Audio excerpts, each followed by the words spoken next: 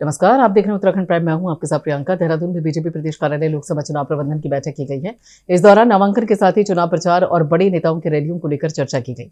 बैठक के दौरान बीजेपी प्रदेश अध्यक्ष महेंद्र भट्ट ने बताया कि प्रत्याशियों के नामांकन के दिन तय कर दिए गए हैं, जिसको लेकर आज ऐलान किया जाएगा। बैठक के दौरान चुनाव प्रचार में तेजी लाने के साथ ही हर वर्ग से संपर्क के निर्देश दिए गए। साथ ही चुनाव प्रचार में राज्य संगठन के साथ ही बूथ स्तर पर छोटी छोटी बैठकों का आयोजन करने का भी निर्देश दिया गया है।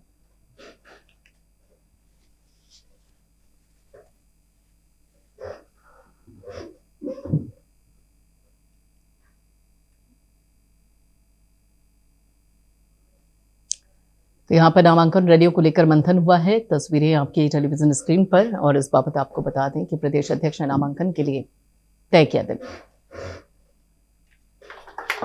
देखिए, हम बहुत आभारी हैं उत्तराखंड की देवतुल्य जनता का, माताओं बहनों का, बुजुर्गों का, नौजवान साथियों का, जिन्होंने उत्तराखंड के आम चुनाव में 2022 में हमारे प्रधानमंत्री आदरणीय नरेंद्र मोदी जी के नेतृत्व में, उनके मार्गदर्शन में हमारे उत्तराखंड के अंदर एक इतिहास बनाया, एक मिथक तोड़ा, एक परिपाटी बदली और सरकार में हमको लेकर आए। और जो भी हमने संकल्प उत्तराखंड की जनता के समक्ष रखे थे, उन सभी संकल्पों को हम आगे बढ़े हैं। बहुत सारे संकल्प, बहुत सारे वायदे हमने पूरे किए हैं। डबल इंजन की सरकार तेजी से आगे बढ़ी है और उसी का आज परिणाम है कि अभी पूरे राज्य के अंदर हमने अनेक मातृशक्ति के कार्यक्रम किए। मातृशक्ति उत्सव हर जिले में हुए और उनमें हजारों हजार की संख्या में हमारी बहनों ने भाग लिया और राज्य सरकार का कहीं ना कहीं प्रोत्साहन किया। हमारी पार्टी का भी प्रोत्साहन कर रहे हैं। देखिए, और इसी बाबत आगे की जानकारी देने के लिए जितेंद्र पेटवाल हमारे साथ जुड़ चुके हैं। जितेंद्र पेटवाल जी, बाकायदा तस्वीरें बयां करती हैं कि उत्साह यहाँ पर बीजेपी में एकदम चरम पर है। अब क्या कुछ रही ये पूरी तस्वीर, किस तरीके से पूरी प्रक्रिया होगी, क्या कुछ है पूरी जानकारी आपके पास चुनाव प्रचार को लेकर? देखिए, भारतीय जनता पार्टी ने आज एक अपना निजी जो मीडिया सेंटर जिसे कह सकते हैं प्रचार प्रसार के लिए एक निजी होटल में आज से शुरू किया है। विधिवत रूप से मुख्यमंत्री ने उसका उद्घाटन किया है। प्रदेश प्रभारी मौजूद रहे, मुख्यमंत्री मौजूद रहे, प्रदेश अध्यक्ष मौजूद रहे और संगठन के तमाम जो नेतागण हैं या पदाधिकारी हैं वो मौजूद रहे। तो साफ तौर पर मुख्यमंत्री ने कहा है कि जो भी चुनाव से संबंधित क्रियाकलाप भारतीय जनता पार्टी के होंगे, आप किसी मीडिया सेंटर से पत्रकारों को के माध्यम से उसकी जानकारी दी जाएगी और इस तरह से प्रचार प्रसार का जो कार्यालय है उसको अब भारतीय जनता पार्टी कार्यालय से हटाकर एक निजी होटल में किया गया है और विधिवत रूप से आज मुख्यमंत्री ने उसका उद्घाटन भी किया है। जी बिल्कुल। और ये एक तरीके से देखा जाए तो जो नामांकन के दिन है वो भी तय किए गए कि किस किस तारीख को कौन कौन सा कब कब नामांकन होगा। लेकिन देखिए, चुनाव प्रचार एक सबसे महत्वपूर्ण है। हालांकि सीएम धामी खुद बड़ा चेहरा है उत्तराखंड में बीजेपी के, लेकिन उसके साथ साथ जब केंद्र से चेहरे आते हैं, शीर्ष नेतृत्व से चेहरे आते हैं, तो उस बाबत एक अलग माहौल बनता है। अब शहर से लेकर पहाड़ों तक, पगडंडियों तक पहुंचाना है प्रचार, सरकार की उपलब्धियां, डबल इंजन सरकार की उपलब्धियां, उस बाबत मानकर चला जाए कि इन कुछ दिनों के अंदर, एक महीने से भी कम समय है, उस बाबत अब हर एक कार्यकर्ता को डबल मेहनत करनी पड़ेगी। हाँ, जाहिर सी बात है, बीजेपी का एक बृहद संगठन है और वो पहले से ही चुनावी मोड में रहता है। बीजेपी ने बहुत पहले से ही अपनी चुनाव की जो तैयारियां थी शुरू कर दी थी और वो तब तक बीजेपी ने अपने कार्यकर्ताओं को पूरी रूपरेखा तय करके उनको जिम्मेदारियां सौंप दी थी। अभी थोड़ा सा तेजी और बीजेपी लाई है और उसको लेकर तमाम जो है आगे की जो रणनीतियां हैं उसको बनाया गया है। इसके साथ ही बीजेपी ने अपनी नामांकन की तिथियां भी घोषित कर दी है और टीवी लोकसभा का जो नामांकन है वो 26 मार्च को होगा, अल्मोड़ा का नामांकन 22 मार्च को होगा। इसके अलावा हरिद्वार को पहली बार ऑनलाइन नामांकन किया जा रहा है जो 22 तारीख को होगा हरिद्वार लोकसभा का। उसके बाद कार्यकर्ताओं की रैली 23 तारीख को वहां पर निकाली जाएगी। नैनीताल सीट पर 27 मार्च को नामांकन होगा, पौड़ी पे 26 मार्च को होगा और सभी प्रत्याशियों के नामांकन में सिर्फ मुख्यमंत्री ने कहा है कि मैं भी मौजूद रहूंगा और प्रदेश अध्यक्ष भी खुद मौजूद रहेंगे। तो कुल मिलाकर बीजेपी पूरी कोई कोर कसर नहीं छोड़ना चाहती है और लगातार बीजेपी कोशिश कर रही है कि तमाम जो कार्यक्रम हो उनमें खुद मुख्यमंत्री शिरकत करें, प्रदेश अध्यक्ष शिरकत करें प्रदेश प्रभारी शिरकत करें और कुछ कार्यकर्ताओं का जो उत्साह है, जो मनोबल है, वो बना रहे। तो इसको लेकर एक रणनीति तैयार की गई है। जी बिल्कुल। और इस बाबत अगर देखा जाए तो जो रणनीति है, देखिए उपलब्धियां तो खैर है ही डबल इंजन सरकार के पास अपनी कि वो किस तरीके से आम जन तक पहुंचाएंगे, लेकिन भरोसा दिलवाना 2047 तक विकसित भारत बनाना है। इस बाबत आमजन को विश्वास दिलाना, खासतौर पर उत्तराखंड के लोगों को जो एक लंबे समय से पहाड़ के लोग विकास की राह देख रहे हैं। विकास को हालांकि धामी सरकार उन तक पहुंचाने की कोशिश में जुटी हुई है, लेकिन रफ्तार वैसी नहीं पकड़ी जा पा रही है जो कि उम्मीद की जा रही थी। तो ऐसे में सबसे अहम चीज है कि उनको विश्वास दिलाना कि आने वाला समय आपके लिए सुनहरा रहने वाला है। लेकिन जाहिर सी बात है कि भारतीय जनता पार्टी की सरकार उत्तराखंड में है, उत्तर प्रदेश में भारतीय जनता पार्टी की सरकार है, केंद्र में भारतीय जनता पार्टी की सरकार है। कई मसले उत्तर प्रदेश और उत्तराखंड के हैं जिनको अभी सुलझाना बाकी है। वो मसले अभी तक नहीं सुलझ पाए हैं। परिसंपत्तियों का बंटवारा है वो अभी निपटा हुआ है। कई अन्य चीजें हैं जिसपे अभी समझौता होना है। पुराने पेंशनर है, उनकी पेंशन अभी तक बहाल नहीं हो पाई है, उनको पेंशन नहीं मिल पाई है। कई का जीपीएफ का पैसा है जो उत्तर प्रदेश के जमाने से जो उत्तराखंड में है उनका अभी है। तो तमाम कई सारे ऐसे मुद्दे हैं जिनको अभी होना है। और जो आपने विकास की बात की, जो अपेक्षित विकास चाहिए होता है, शायद उसकी दरकार अभी भी बाकी है। और खासतौर पर अगर देखा जाए तो उत्तराखंड की जो भौगोलिक परिस्थिति है उसके अनुरूप पहाड़ों में अभी कोई संतोषजनक नहीं कहा जा सकता है कि पहाड़ों में दो क्षेत्रों में विकास की बयार गई हो। रोड जरूर पहुंच गई है, लेकिन उन गांवों में रहने वाले लोग नहीं हैं जिन गांवों के लिए सरकारों ने रोड पहुंचाई है। पानी जरूर पहुंच गया है, लेकिन उस पानी को पीने के लिए वहां पर लोग नहीं है, क्योंकि वहां स्थितियां ऐसी हैं कि शिक्षा की व्यवस्था नहीं है, स्वास्थ्य की व्यवस्था नहीं है, रोजगार की व्यवस्था नहीं है। तो सरकार की तमाम जो योजनाएं हैं वो गाँव तक तो जा रही हैं, लेकिन उन योजनाओं का लाभ लेने के लिए गाँव में आज आदमी नहीं होते हैं। सबने प्लेन की तरफ पलायन कर दिया है। वो मजबूर सिर्फ पलायन के लिए इसलिए मजबूर है क्योंकि वहां पर समुचित व्यवस्थाएं नहीं है। शिक्षा, स्वास्थ्य जो मुख्यतः होता है उसकी वहां पर कोई व्यवस्थाएं नहीं है, रोजगार की कोई व्यवस्था नहीं है। तो ये सरकार अभी बाकी है। और दुर्भाग्य है इस प्रदेश का कि जब से ये प्रदेश बना तब से कई सरकारें आई और गई, लेकिन विकास का जो पहिया था वो खाली मैदानी जिलों तक घूमता रहा। और पहाड़ी क्षेत्र आज भी अपने आप को सदा महसूस करते हैं। उन क्षेत्रों में आज भी विकास की सरकार है। तो मुझे लगता है कि इस बार अगर फिर सरकार बीजेपी की चाहती है और बीजेपी को लगता है कि हमारी सरकार आ रही है, तो उस पहाड़ की तरफ भी ध्यान देना पड़ेगा जो आज वीरान पड़े हुए। बिल्कुल। देखिए, एक तरीके से अगर देखा जाए जितेंद्र पेटवाल जी, तो चुनाव को जीतने के लिए अगर हम 5 लोकसभा सीटों की बात करते हैं उत्तराखंड के, तो विकास योजनाएं हैं, उपलब्धियां हैं जो कि आमजन तक पहुंचाना है, विश्वास दिलाना है, वो भी अपनी जगह है। लेकिन हम एक समीकरण को दरकिनार नहीं कर सकते, जातिगत समीकरण को दरकिनार नहीं कर सकते, सोशल इंजीनियरिंग को दरकिनार नहीं कर सकते। खासतौर पर जब उत्तराखंड की बात आती है तो गढ़वाल मंडल और कुमाऊं मंडल दोनों कई बार हमें ऐसे देखने को मिलते हैं कि आमने सामने। तो ये सामंजस्य बिठाना दोनों के बीच में, ये भी चुनौती है बीजेपी के लिए कि वहां पर दोनों ही वर्ग संतुष्ट रहे। देखिए, जाहिर सी बात है क्योंकि भौगोलिक जो संरचना है वो नाम भले ही अलग अलग दिया गया हो, लेकिन भौगोलिक संरचना पूरे प्रदेश की एक ही है। पहाड़ और मैदान दो भागों में प्रदेश बटा हुआ है और वही दिक्कत परेशानियां कुमाऊं के पहाड़ी क्षेत्रों की भी है जो गढ़वाल के पहाड़ी क्षेत्रों की है। तो विकास पहाड़ तक जाना जरूरी है, चाहे वो कुमाऊं तक जाए चाहे गढ़वाल में जाए। पूरा प्रदेश जो है वो विकसित होना चाहिए। इस संकल्प को लेकर अगर बीजेपी चलती है तो एक संतोषजनक बात होगी।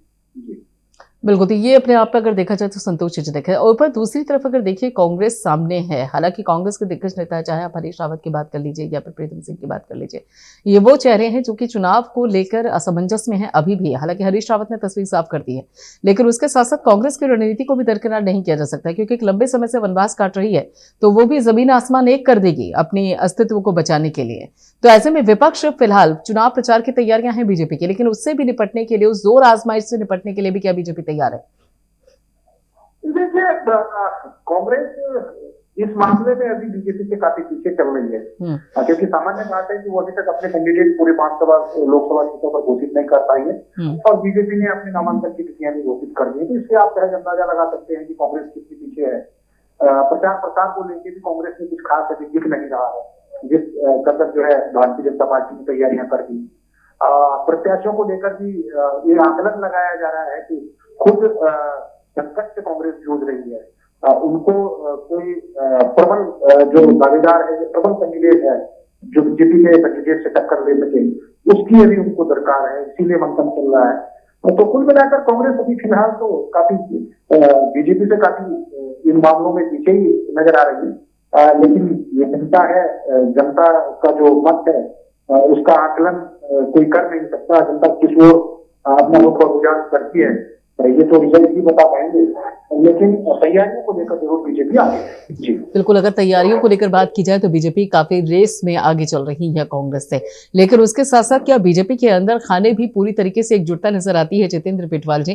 क्योंकि कई बार ऐसा होता है कि सामने दुश्मन भले ही उतना मजबूत ना हो, लेकिन अंदर खाने की जो रणनीति होती है, टिकट काटने को लेकर, टिकट देने को लेकर, जो आपसी एक विचारों के या मतभेद कह लीजिए, वो कभी कभार किसी भी सियासी दल पर भारी पड़ जाता है। तो वो सामंजस्य नजर आ रहा है क्या बीजेपी के अंदर? देखिए, फिलहाल ऐसी स्थिति अभी नहीं आ पाई है, लेकिन एक दो सीटों पर जरूर ये लग रहा है, क्योंकि वहां पर प्रत्याशी बदले गए हैं। खासतौर पर हरिद्वार की बात करें तो हरिद्वार में ये स्थितियां उत्पन्न हो सकती हैं, क्योंकि पूर्व मुख्यमंत्री और बदलावत नेता रहे हैं उत्तराखंड के, जो निशान है पूर्व मुख्यमंत्री, उनका टिकट वहां से काटा गया है। तो मुझे नहीं लगता कि निशंक जो है इस बात को बहुत जल्दी भुला पाएंगे कि केंद्रीय मंत्री रहते हुए और सांसद रहते हुए उसका टिकट काटा गया है। तो वो एक बीजेपी के लिए चिंता का विषय है कि भारतीय जनता पार्टी में अगर निशंक वहां पर सपोर्ट करते हैं, निशंक अपना कितना सहयोग दे पाते हैं, इस बात का आकलन जरूर भारतीय जनता पार्टी को करना पड़ेगा, तो शायद वो करेगी। चलिए, बहुत बहुत शुक्रिया जितेंद्र पिटवाल जी सारी अपडेट के लिए, सारी जानकारी के लिए।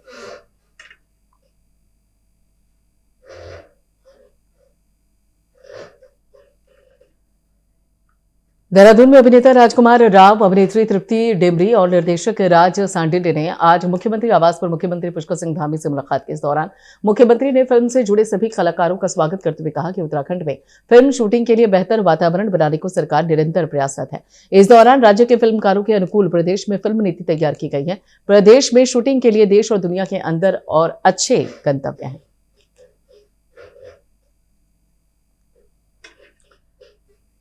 देहरादून में लोकसभा चुनाव के लिए पीठासीन अधिकारियों को निम्बूवाला स्थित पर्यटन विभाग के प्रेक्षागृह में प्रशिक्षण दिया गया। इस दौरान जिला निर्वाचन अधिकारी डॉक्टर सोनिका ने पीठासीन अधिकारियों को दिशा निर्देश दिए। वहीं पर निर्वाचन अधिकारी ने चुनाव पूर्व प्रशिक्षण में बताई जा रही बातों का चुनाव के दौरान पूरा ध्यान रखने के निर्देश दिए। इस दौरान उन्होंने ईवीएम के संचालन से लेकर लिफाफों को सील करने तक में तय प्रक्रिया का पालन करने की बात कही है।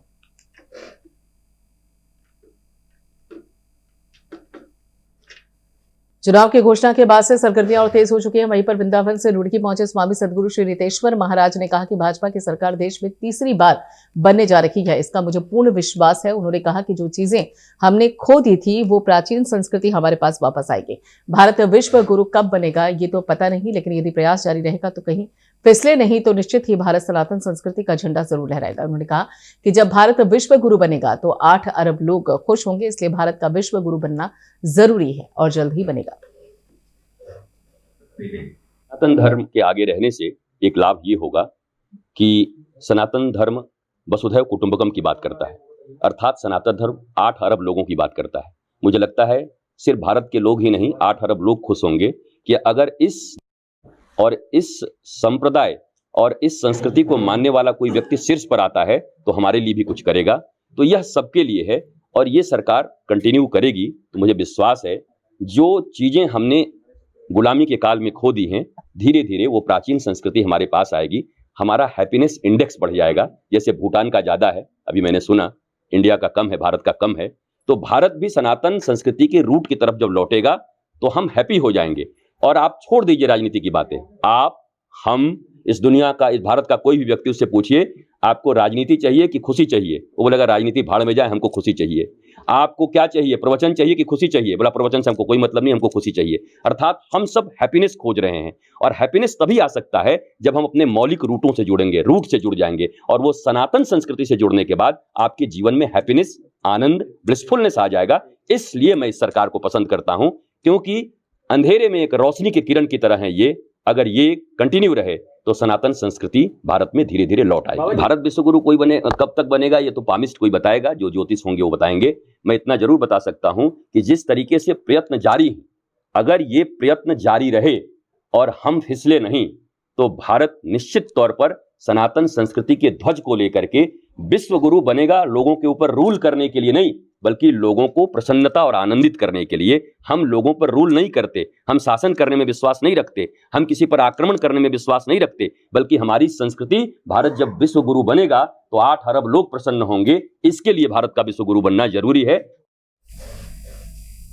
डोईवाला नगर पालिका क्षेत्र के आर्य नगर में लंबे समय से पेयजल आपूर्ति की समस्या से जूझ रहे दर्जनों परिवार के लोगों ने जल संस्थान कार्यालय डोईवाला में आकर अपनी शिकायत दर्ज करवाई और कहा कि पीने के पानी के लिए भी हम टैंकर्स पर निर्भर हैं।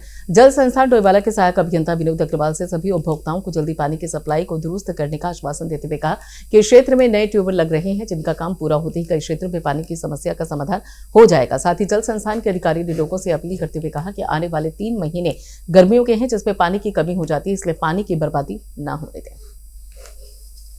मैं बानीवाला लेन नंबर 7 से आई हूँ। हमारे घर में 6 महीने से पानी आ ही नहीं रहा, बिल्कुल भी ना। तो कितनी दिक्कत होती है? बहुत दिक्कत होती है। हम नहर से कपड़े भी धोते हैं और घर के यूज के लिए भी नहर से पानी बाल्टी चलाते हैं पानी। अब आए थे जल संस्थान में, आए थे, क्या बात? उन्होंने हमें वैसे तो हमें शाम तक बोला तुम्हारे लेन में थोड़ा पानी आ जाएगा, पर वैसे उन्होंने 20 दिन का टाइम दे रखा। 20 दिन बाद तो हम तुम्हारी समस्या हल कर देंगे। अगर 20 दिन यहाँ आएंगे। ठीक है। मैं यहाँ बानीवाला से आ रही हूँ, 7 नंबर गली।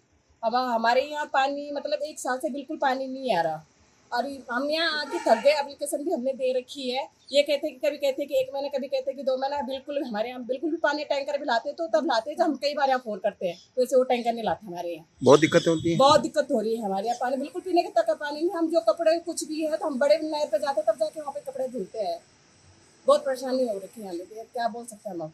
जो क्षेत्र है वार्ड नंबर 3 जो है ये लाभान्वित होता है बैल मंडी ट्यूबवेल से, और वर्तमान में जो है बैल मंडी से लेकर हरिद्वार रोड तक की जो बसावट है वहाँ पे काफ़ी मात्रा में जनसंख्या में अप्रत्याशित वृद्धि हुई है, जिस कारण जो बैल मंडी से ट्यूबवेल था उसका जो वहाँ का जो पानी का प्रोडक्शन है उसके लिए पर्याप्त नहीं हो पा रहा है। तो जिसको विभाग ने संज्ञान दे दिया और आर्य नगर के लोनावाला क्षेत्र में जो है नए नलकूप का अधिष्ठापन किया है, जिसमें कि बोरिंग का काम कंप्लीट होने के उपरांत जो है पंप ग्रह का कार्य पूर्ण हो गया है और विद्युत संयोजन हेतु विद्युत विभाग को नमो ड्रोन दीदी योजना के तहत महिलाओं को ड्रोन उड़ाने, डेटा विश्लेषण और ड्रोन के रखरखाव से संबंधित ट्रेनिंग दी जा रही है। उत्तराखंड के दून अस्पताल में डोईवाला से HOC तक ड्रोन दीदी अपनी महत्वपूर्ण भूमिका निभाएगी। दून अस्पताल में ड्रोन दीदी की ट्रेनिंग के बाद ही प्रमाण पत्र दिया गया। प्रदेश में फरवरी में नमो ड्रोन दीदी प्रोजेक्ट शुरू होगा। डोईवाला से HOC के मरीजों को इलाज के लिए अब भटकना नहीं पड़ेगा। चिकित्सा सामग्री नमो ड्रोन दीदी प्रोजेक्ट के तहत दून अस्पताल से डोईवाला से HOC तक ड्रोन में पहुंचाई जाएगी और इसके लिए दून अस्पताल में ड्रोन दीदी रेन को प्रमाण पत्र दिया गया है। का मंतव्य है कि उसे राज्यों में दूरस्थ स्थानों पर और असीमित भौगोलिक परिस्थितियों वाले स्थानों पर मेडिकल से संबंधित चिकित्सा सुविधाओं को टर्शरी केयर से सेकेंडरी केयर तक पहुंचाने का ये एक तरीका है, जिसके माध्यम से हम कम से कम समय में अपने मेडिकल लॉजिस्टिक्स को दूरस्थ स्थानों पे पहुंचा सकते हैं और इससे केवल जान माल की ही सुरक्षा नहीं होगी, बल्कि हम कम से कम समय में अपनी सेवाएं टर्शरी केयर की दूरस्थ स्थानों में अंतिम छोर में जो पायदान पे बैठा हुआ व्यक्ति है उसको दे सकेंगे।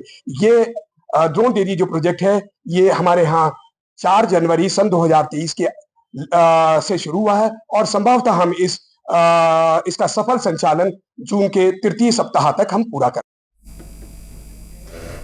देहरादून में मुख्यमंत्री पुष्कर सिंह धामी ने एक निजी होटल में मीडिया सेंटर का शुभारंभ किया। इस दौरान बीजेपी के प्रदेश के प्रभारी दुष्यंत गौतम, प्रदेश अध्यक्ष महेंद्र भट्ट समेत प्रदेश महामंत्री अजय कुमार ने मीडिया सेंटर शुभारंभ के दौरान मौजूद रहे। इस दौरान सभी नेताओं ने मीडिया सेंटर का जायजा भी लिया। कार्यक्रम के दौरान बीजेपी के तमाम पदाधिकारी और कार्यकर्ता मौजूद रहे।